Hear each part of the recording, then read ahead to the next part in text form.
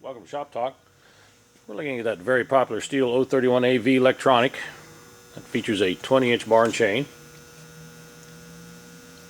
It's a sprocket nose, 3/8 pitch.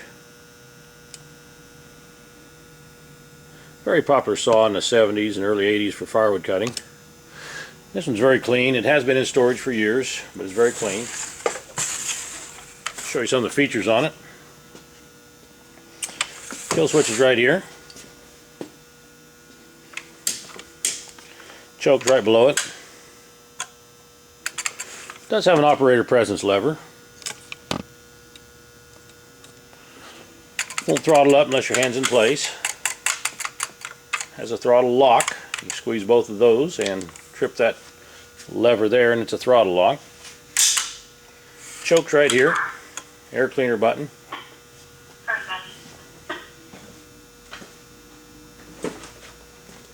And we'll take a look here at the oil reservoir is right on the front.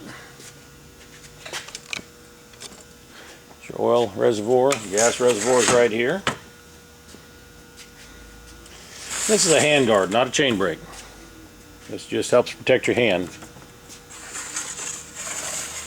Chain tensioners, loosen the two nuts up right here.